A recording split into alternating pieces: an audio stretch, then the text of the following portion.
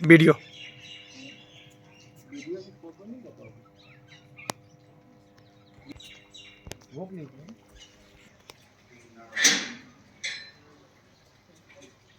ना ना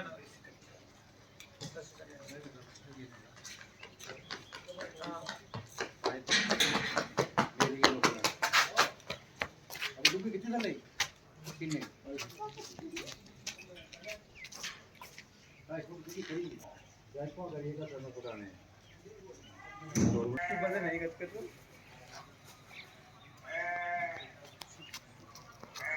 तेरे बाद मेरे 400 हो गए 400 नहीं 310 अभी ये 100 दिए अभी मैंने 100 रुपए दिए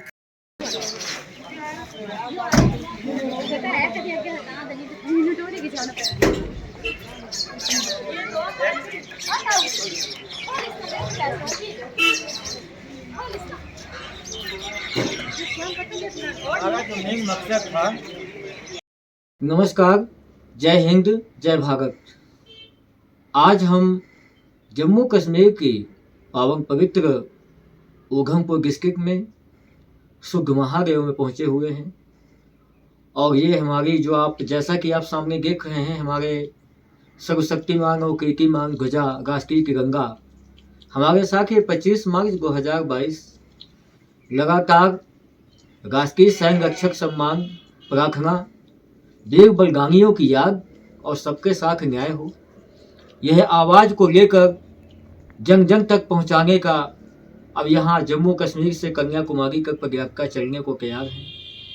यहाँ हमने आकर राष्ट्रीय सैन्य रक्षक प्रार्थना किया, वीर बलिदानियों के लिए शांति की प्रार्थनाएं की राष्ट्र उन्नति के लिए यहाँ शिव शंभू कैलाशपति से प्रार्थना की।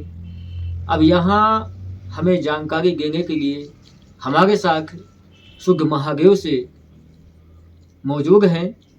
ये भाई साहब हम बताएंगे, सर्वप्रथम आप हमारे देखने वाले दर्शकों को अपने नाम के साथ परिचय करवाइए कि आपका शुभ नाम क्या है। मेरा नाम लाजपत है। तो श्री लाजपत जी आज हमारे साथ में मौजूद हैं, जो शुद्ध महादेव के बारे में आपको बताएंगे कि यहाँ की पावन और निर्मल कथा क्या है। ये कैमरे को देख कर बताएं। जहाँ की कथा ऐसे है कि जो सुदमान देव का नाम ऐसे पड़ा कि माता पार्वती मानतलाई में पैदा हुई। जी जी। उसने बाल ब्रेस में अपने वो तपस्या करने के लिए वो जाती थी गौरीकुंड में। जी जी। तो उसने उस वक्त छोटी उम्र थी जी। तो उसने बोला, भोलेनाथ को याद किया कि हे भोलेनाथ, मुझे कुछ सहायता के लिए चाहिए, मुझे डर लगता है क्योंकि जंगली रास्ता है। ये खतरीले जंगली पहाड़ों के रास्तों में अकेले आने जाने में मुझे भय महसूस होता है। मुझे थोड़ी सी दिक्कत है, तो मुझे सहायता के लिए कुछ। तो उन्होंने एक ऐसा बालक तैयार किया जी कि जो उसकी सहायता के लिए, माता पार्वती की सहायता के लिए वो गौरीकुंड में चलता रहा। जी जी।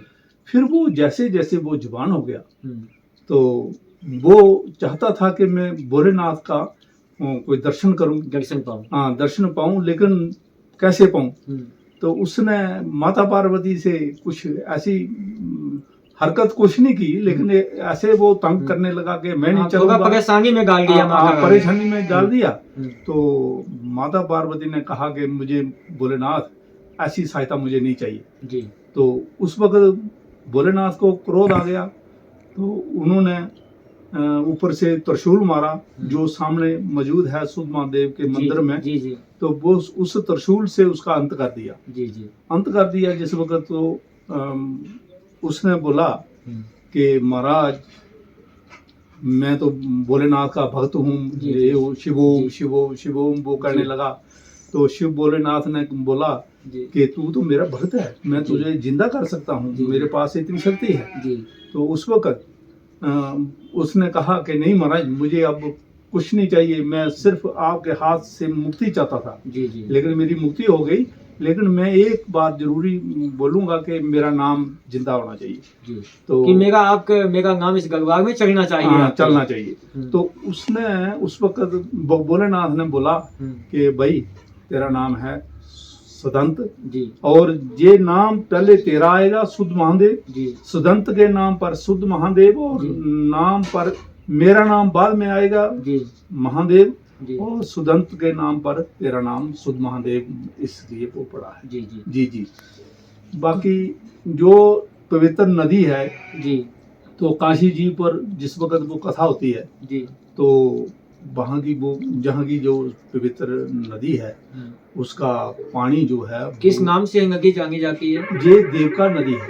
देवका नदी, हाँ, उमापति बोलते हैं इसको। जी, उमापति देवका नदी, हाँ, देवका नदी। ये जहाँ की नदी ये बिड़ीसंग तक जाती है जी, बिड़ीसंग से ये चली गई उधमपुर जी, उधमपुर से चली गई प्रमंडल में जी, और उसके बाद चली गई जी उत्तरबैनी में। उत्तरबैनी, हाँ जी जी जी। ये देवका नदी इतनी पवित्र है कि कहने की बात नहीं, जहाँ मेला भी लगता है जी, तो ये नदी का पानी जो है वो दूध है जी।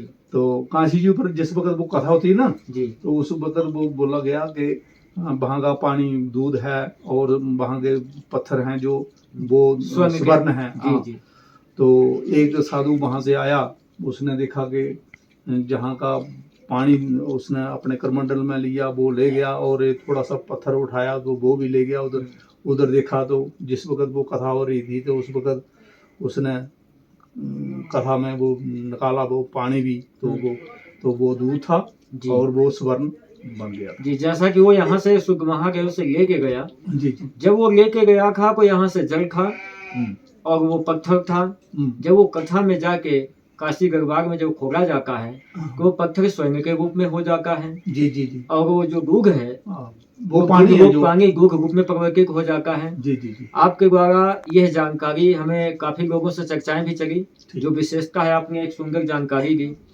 कि पौराणिक कथा के अनुसार यह माता पार्वती का जन्म स्थल है। माता पार्वती का ये मांतलाई ग्राम है जी जी।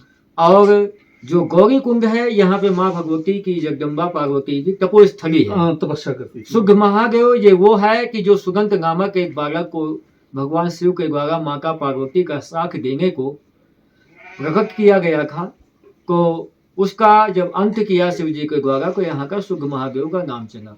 जी जी। बहुत ही सुंदर रहा। वैसे यहाँ की कथा बहुत ही पावन पवित्र है जी जी। और ये बहुत यहाँ पे आने के बाद हमने राष्ट्रीय संरक्षक प्रार्थना किया, सैनिक भाइयों की सुरक्षा सलामती के लिए सभी के द्वारा करवाई गई और राष्ट्रपति जी ने भी बहुत इस कदम को आगे सराहा है कि आगे ही आगे चलता जाए और हम सभी लोग खड़े हों, कहीं न कहीं अपने घरेलू कामों से, गृहस्थ के कामों से 5 मिनट का समय निकाल कर अपने वीर महावीर बलिदानियों के लिए, अपने उस सेनानियों के लिए, सैनिकों के लिए जो सरहद पर शहीद हुए शहीदों के लिए कुछ न कुछ समय निकाल कर उनको याद करें और राष्ट्र प्रेम की भक्ति भावना में चलें। हर हर महादेव। भारत माता की जय। भारत माता की जय।